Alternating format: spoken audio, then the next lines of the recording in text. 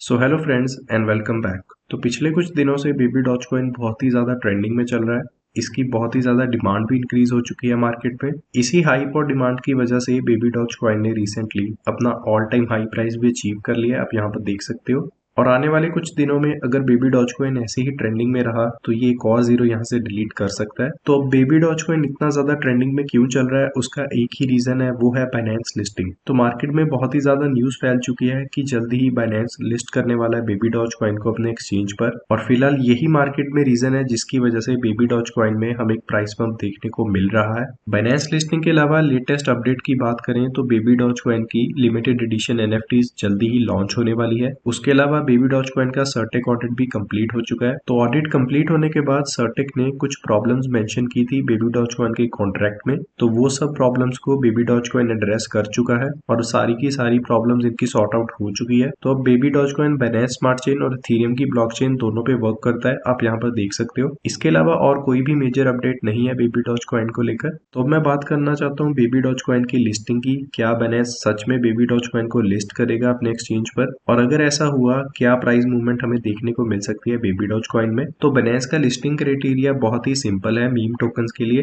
सबसे पहला, इनको स्ट्रॉन्ग कम्युनिटी चाहिए होती है, साथ ही साथ इनको चाहिए होती है ज्यादा ट्रेडिंग वॉल्यूम। बिकॉज जो भी एक्सचेंजेस होते हैं उनको सारा का सारा पैसा ट्रेडिंग वॉल्यूम से आता है। तो जितनी ज्यादा ट्रेडिंग वॉल्यूम होगी टोकन की, उतना ज्यादा उनको कमीशन मिलेगा, उतना ज्यादा वो पैसा कमाएंगे। तभी वो किसी भी मीम टोकन को लिस्ट करते हैं अपने एक्सचेंज के ऊपर। पॉपुलैरिटी की बात करें तो बेबी डॉज कॉइन पिछले कुछ दिनों से बहुत ही ज्यादा ट्रेंडिंग में चल रहा है। बहुत सारे ब्लॉग्स भी कवर कर रहे हैं बेबी डॉज कॉइन को। ट्विटर पर भी ट्रेंडिंग में चल रहा है पिछले कुछ दिनों से बेबी डॉज कॉइन। आपको ट्रेंडिंग सेक्शन में बेबी डॉज कॉइन रोज देखने को मिल रहा है। कॉइन जीको पर भी बहुत ही ज्यादा ट्रेंडिंग में है baby doge coin. Fully diluted market cap भी बेबी डॉज कॉइन की 2 बिलियन प्लस हो चुकी है। मार्केट कैप की बात करें तो लगभग अराउंड 1 बिलियन के करीब है। कॉइन मार्केट कैप ने फिलहाल इसे अपडेट नहीं किया है। कॉइन जीको पर अगर आप देखोगे तो 1 बिलियन की मार्केट कैप हो चुकी है। तो अब सबको वेट है बाइनेंस एक्सचेंज के अनाउंसमेंट की कि कब वो बेबी डॉज कॉइन को लिस्ट करने की अनाउंसमेंट करते हैं। बिकॉज बाइनेंस की वेबसाइट पर अब बेबी डॉज कॉइन को सर्च भी कर सकते हो, आप यहाँ पर देख सकते हो this coin is not listed on Binance, लेकिन आप इसका ट्रेडिंग चार्ट और प्राइस यहाँ पर देख सकते हो। ये बाइनेंस की ऑफिशियल वेबसाइट है। तो अब इन रूमर्स और न्यूज को सुन के आप अपना सारा का सारा पैसा बेबी डॉज कॉइन में इन्वेस्ट मत कर देना, बिकॉज उसके 3 मेजर फैक्टर्स हैं, वो अब मैं आपके साथ शेयर करना चाहता हूँ। तो सबसे पहले मैं बात करना चाहता हूँ बेबी डॉज कॉइन के होल्डर्स की। तो यहाँ पर आप देख सकते हो 12 लाख प्लस होल्डर्स हो चुके हैं बेबी डॉज कॉइन के, लेकिन ये नंबर बिल्कुल ही गलत है।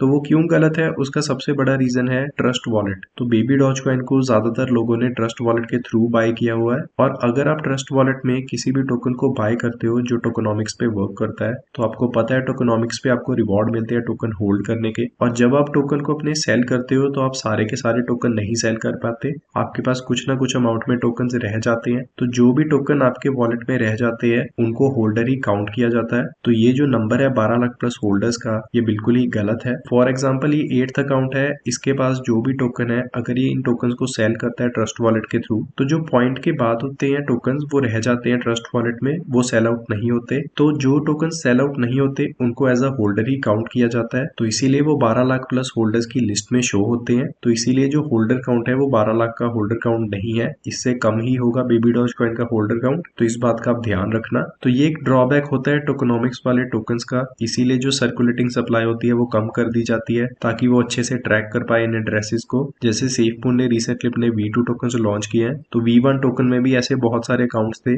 जिन्होंने अपने टोकन्स को सेल कर दिया था, लेकिन तब भी वो होल्डर काउंट में शो हो रहे थे। अगर मैं शिबा इनू की बात करूं, उनका जो टोकन है वो टोकनॉमिक्स पे वर्क नहीं करता, तो उनका जो होल्डर काउंट है वो बिल्कुल ही एक्यूरेट है। तो बेबी डॉज कॉइन के होल्डर्स को आप शिबा इनू के होल्डर्स के साथ कंपेयर ना करो। तो ये काउंट कितना इनएक्यूरेट है वो फिलहाल कंफर्म नहीं है। नेक्स्ट मैं बात करना चाहता हूँ मार्केट कैप और ट्रेडिंग वॉल्यूम की। तो मार्केट कैप फिलहाल बहुत ही ज्यादा कम है बेबी डॉज कॉइन की, सिर्फ 1 बिलियन की मार्केट कैप है बेबी डॉज कॉइन की। ट्रेडिंग वॉल्यूम की भी बात करें तो आप यहाँ पर देख सकते हो 94 मिलियन की ट्रेडिंग वॉल्यूम है। और अगर बेबी डॉज कॉइन के पास 12 लाख प्लस होल्डर्स हैं तो इनकी जो ट्रेडिंग वॉल्यूम है वो इजिली 300 से 500 मिलियन के करीब होनी चाहिए थी। अगर मैं शिबा इनू की बात करूं तो उनकी जो ट्रेडिंग वॉल्यूम है वो इजिली 1 बिलियन को भी टच कर जाती है गुड डेज में। फिलहाल तो उसका प्राइस डाउन है, तो उनकी ट्रेडिंग वॉल्यूम कम है, लेकिन बेबी डॉज कॉइन में हमें 100 मिलियन से प्लस की ट्रेडिंग वॉल्यूम देखने को नहीं मिली है। और इस ट्रेडिंग वॉल्यूम को देख के लग रहा है एवरेज होल्डर सिर्फ $100 ही इन्वेस्ट कर रहा है बेबी डॉज कॉइन में। और नेक्स्ट मैं बात करना चाहता हूँ बेबी डॉज कॉइन की सर्कुलेटिंग सप्लाई की। तो बेबी डॉज कॉइन की करंट सर्कुलेटिंग सप्लाई बहुत ही ज्यादा है,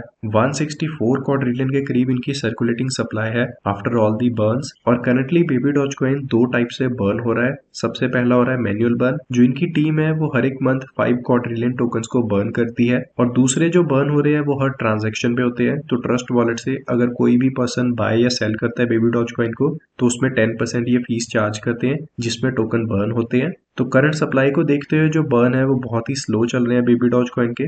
तो अब बेबी डॉज कॉइन की शिबा इनू के साथ ट्रेडिंग वॉल्यूम कंपेयर कर लेते हैं। तो बाइनेंस लिस्टिंग से पहले जो शिबा इनू की ट्रेडिंग वॉल्यूम थी वो लगभग अराउंड 6 बिलियन के करीब थी, आप यहाँ पर देख सकते हो। And after Binance listing Shiba Inu की जो ट्रेडिंग वॉल्यूम थी वो लगभग अराउंड 19 बिलियन को टच कर चुकी थी। तो ये ट्रेडिंग वॉल्यूम चार्ट मैं आपको क्यों दिखा रहा हूँ, उसका ये रीजन है कि जो बाइनेंस है उनको ट्रेडिंग वॉल्यूम से बहुत ही ज्यादा फर्क पड़ता है। बिकॉज जो भी एक्सचेंजेस होते हैं उनको जो पैसा आता है वो ट्रेडिंग वॉल्यूम से ही आता है। जितने ज्यादा टोकन ट्रेड होंगे उनके एक्सचेंज पर उतना ज्यादा उनको कमीशन मिलेगा। तो शिबा इनू ने तो बिना किसी मेजर एक्सचेंज लिस्टिंग के ही 6 बिलियन की ट्रेडिंग वॉल्यूम अचीव कर ली थी। लेकिन अगर मैं बेबी डॉज कॉइन की बात करूं तो बेबी डॉज कॉइन ने तो फिलहाल 500 मिलियन की भी ट्रेडिंग वॉल्यूम को अचीव नहीं किया है। तो मैं आपको दिखाना चाहता हूँ बेबी डॉज कॉइन का प्राइस प्रेडिक्शन। अगर बेबी डॉज कॉइन बाइनेंस पर लिस्ट हो जाता है तो कितना प्राइस ये मैक्सिमम अचीव कर सकता है। तो अगर शिबा इनू जैसा प्राइस पंप हमें बेबी डॉज कॉइन में देखने को मिला आफ्टर बाइनेंस लिस्टिंग, तो बेबी डॉज कॉइन भी इजीली 19 से 20 बिलियन की मार्केट कैप अचीव कर सकता है। और अगर ऐसा हुआ तो बेबी डॉज कॉइन का जो प्राइस प्रेडिक्शन होगा मेरा, तो वो होगा 0.6 टाइम जीरोस 122। तो ये प्राइस प्रेडिक्शन है मेरा बेबी डॉज कॉइन का आफ्टर बाइनेंस लिस्टिंग। और अगर बाइनेंस लिस्टिंग नेक्स्ट मंथ होती है तो आपको पता ही है हर एक मंथ बेबी डॉज कॉइन की टीम 5 क्वाड्रिलियन टोकन्स बर्न करती है। तो मैं यहाँ से 5 क्वाड्रिलियन टोकन्स को माइनस कर देता हूँ। तो 5 क्वाड्रिलियन टोकन्स को बर्न करने के बाद जो मार्केट कैप हमारे पास निकल के आ रही है वो 19 बिलियन की आ रही है। तो ये उतनी ही मार्केट कैप है जितनी शिबा इनू ने अचीव की थी आफ्टर बाइनेंस लिस्टिंग। और ये मैक्सिमम प्राइस टारगेट है बेबी डॉज कॉइन का। इससे ऊपर जाना फिलहाल बहुत ही मुश्किल है बेबी डॉज कॉइन के लिए। तो इससे आगे प्राइस को लेकर जाने के लिए हमें बहुत ही ज्यादा टोकन्स को बर्न करना पड़ेगा। और इस प्राइस टारगेट को अचीव करने के बाद भी हमें एक डंप देखने को मिल सकता है बेबी डॉज कॉइन में। बिकॉज जिन लोगों ने अर्ली टाइम में बेबी डॉज कॉइन में इन्वेस्ट किया हुआ है वो बहुत ही अच्छे खासे प्रॉफिट में होंगे, तो वो अपना प्रॉफिट जरूर बुक करेंगे। तो इस बात का आप ध्यान रखना, अगर आप प्रॉफिट में हो ज्यादा लालची मत बनना, अपना प्रॉफिट बुक कर लेना साथ के साथ। और जो बाइनेंस लिस्टिंग है वो फिलहाल कंफर्म नहीं है, तो इस बात का भी आप ध्यान रखना। तो ये सोच के आप बेबी डॉज कॉइन में सारा का सारा पैसा इन्वेस्ट ना कर देना कि कल ही बेबी डॉज कॉइन बाइनेंस पर लिस्ट हो जाएगा। बिकॉज मैं प्रैक्टिकल चीजों में बिलीव करता हूँ, मैं हमेशा ही अपने चैनल पर विद एग्जाम्पल एंड प्रूफ अपनी रिसर्च शेयर करता हूँ आप लोगों के साथ। तो इसीलिए मैं आपको बार बार कह रहा हूँ कि आप बेबी डॉज कॉइन में सारा का सारा पैसा ना इन्वेस्ट कर देना। बिकॉज जो बाइनेंस लिस्टिंग है वो फिलहाल कंफर्म नहीं है। और अगर आपको बेबी डॉज कॉइन बाय करना है तो आप उसे ट्रस्ट वॉलेट के थ्रू बाय कर सकते हो। तो आप OKEX एक्सचेंज के थ्रू भी बेबी डॉज कॉइन को बाय कर सकते हो। बहुत ही अच्छा एक्सचेंज है, इनके पास लिक्विडिटी भी बहुत ही ज्यादा रहती है। सो फिलहाल इस वीडियो में यही सब था बेबी डॉज कॉइन को लेकर। सो थैंक यू, मिलते हैं नेक्स्ट वीडियो में।